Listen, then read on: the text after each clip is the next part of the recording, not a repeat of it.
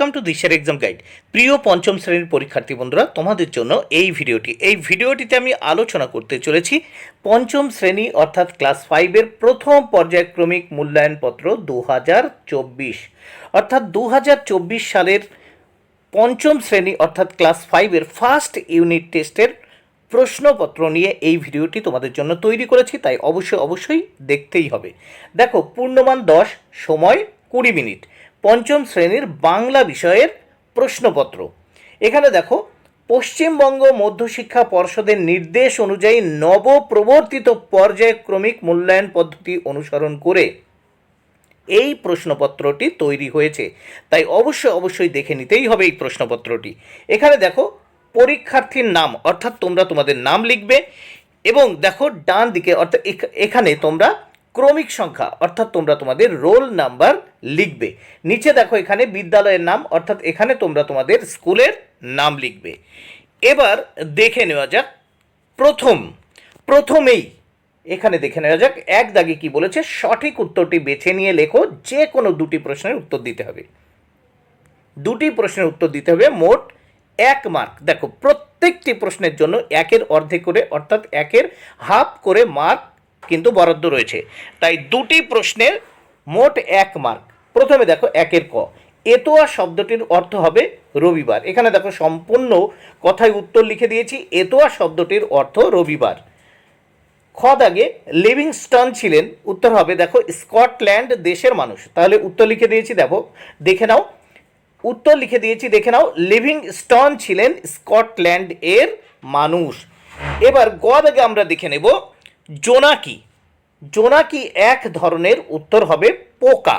তাহলে এখানে কি লিখবো আমরা দেখে নাও যে উত্তর দেখো জোনাকি এক ধরনের পোকা। সম্পূর্ণ বাক্যে কিন্তু উত্তরগুলো লিখে দিয়েছি। এবার 2 দাগে দেখো শব্দার্থ লেখো। এখানে দুটি শব্দার্থ লিখতে হবে, মোট হচ্ছে দেখো 1। প্রত্যেকটির মার্ক কিন্তু 1-এর অর্ধেক করে অর্থাৎ হাফ করে। তাহলে দুটি প্রশ্নের মান হচ্ছে 1। প্রথমে দেখে নাও 2-এর কতে প্রত্যুষ মানে হচ্ছে সকাল বা প্রভাত। খ দাগে দেখো নালিশ শব্দের শব্দার্থ হলো অভিযোগ। নেক্সট আমরা দেখব 3 দাগে বিপরীত শব্দ লেখো। এখানে ঠান্ডা আছে এবং আনন্দ আছে। তাহলে ঠান্ডা এর বিপরীত শব্দ হচ্ছে গরম, আনন্দ এর বিপরীত শব্দ দুঃখ বা কষ্ট। নেক্সট আমরা দেখে নেব 4 দাগে দেখো স্তম্ভ মেলাতে হবে। স্তম্ভ মেলাও। এখানে দেখো 4টি মেলাতে হবে, মোট 2 মার্ক। প্রত্যেকটি প্রশ্নের জন্য 1-এর অর্ধেক অর্থাৎ হাফ করে বরাদ্দ রয়েছে। প্রথমে দেখে নাও ওয়েসিস, উত্তর হবে ওয়েসিস মানে মরুদ্যান। তারপর দেখো ছাই, উত্তর হবে ভস্য, ছাই মানে ভস্য। তারপর দেখো পাহাড় মানে গিরি। নেক্সট দেখো পাগল মানে উন্মাদ। তাহলে ওয়েসিস, মরুদ্যান, ছাই, ভস্য, পাহাড়, গিরি, পাগল, উন্মাদ। নেক্সট পেজে আমরা দেখে নেব বা পরের পাতায় আমরা দেখে নেব প্রশ্নপত্রটি। দেখে নাও উত্তর সহ। 5 দাগে কি বলেছে দেখো, বেমানান শব্দটিতে গোল চিহ্ন দাও। এখানে দুটি প্রশ্নের উত্তর করতে হবে 1। প্রত্যেকটি প্রশ্নের মান 1-এর অর্ধেক বা হাফ করে। ক দাগে দেখো ফুল, রাধু, বিমলা, অবনী, দাদা। এখানে বেমানান হচ্ছে রাধু। খ দাগে দেখো চিল, দুপুর, রোদ্দুর। এখানে বেমানান লোক বসতি।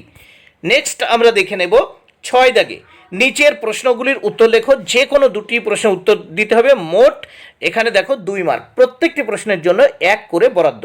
দুটি প্রশ্নের উত্তর করতে হবে এখান থেকে। 6 দাগে দেখে নাও 6-এর ক, বালক রবীন্দ্রনাথের প্রধান ছুটির দেশ কি ছিল? উত্তর দেখো বালক রবীন্দ্রনাথের প্রধান ছুটির দেশ ছিল তেতলার খোলা ছাদ। নেক্সট খ দাগে দেখব গল্প বুড়ো কাদের তার গল্প শোনাবে না। উত্তর দেখে নাও খ দাগে কবি সুনির্মল বসুর গল্প বুড়ো কবিতায় যে সব শিশুরা শীতের ভোরে ঘুম থেকে উঠে আসবে না তাদের গল্প বুড়ো শত্রু মনে করে তার গল্প শোনাবে না। গ দাগে দেখে নাও জোয়ানদের ঘাঁটি কোথায় ছিল? উত্তর হবে দেখো লাদাখের একটা বরফে ঢাকা নির্জন জায়গাতে জোয়ানদের একটা ঘাঁটি ছিল। নেক্সট আমরা দেখে নেব 7 দাগে ক্রিয়ার নিচে দাগ দাও। এখানে দেখে নেওয়া যাক 7 দাগে ক্রিয়ার নিচে দাগ দাও। দুটি প্রশ্ন উত্তর করতে হবে, মোট 1 মার্ক। প্রত্যেকটির জন্য 1-এর অর্ধেক করে বরাদ্দ। এখানে দেখো 7টা বিড়াল পোষেন ছোট বড়। এখানে দেখো পোষেন, এটি কিন্তু ক্রিয়া। খ দাগে পাখির কাছে ফুলের কাছে মনের কথা কই, এই কই হচ্ছে এখানে ক্রিয়া। তাহলে এর নিচে তোমরা দাগ দেবে পোষেন এবং খ দাগে কই এর নিচে। নেক্সট 8 দাগে আমরা দেখব সন্ধি বিচ্ছেদ করো। দুটি সন্ধি বিচ্ছেদ করতে হবে, মোট 1 মার্ক। প্রত্যেকটি সন্ধির জন্য বা সন্ধি বিচ্ছেদের জন্য 1-এর অর্ধেক মার্ক করে বরাদ্দ। সংবাদ আছে এবং উচ্চারণ। প্রথম সংবাদ, এর সন্ধি বিচ্ছেদ হবে দন্ত স ময় হসন যোগ বাদ, সংবাদ। খ দাগে উচ্চারণ, হস্যু খণ্ডের ত, উৎ যোগ চারণ, উৎ যোগ চারণ। বন্ধুরা, তাহলে সম্পূর্ণ প্রশ্নপত্রটি আমি উত্তর সহ আলোচনা করলাম। অবশ্যই ভালো লাগলে চ্যানেলটি সাবস্ক্রাইব করে নিও ও পাশে থাকা বেল বাটনে ক্লিক করো। তাহলে আজকের মতো এখানে শেষ করছি। পরবর্তী প্রশ্নপত্র পাওয়ার জন্য অবশ্যই চ্যানেলটি অবশ্যই তোমাদের সাবস্ক্রাইব করে রাখতে হবে।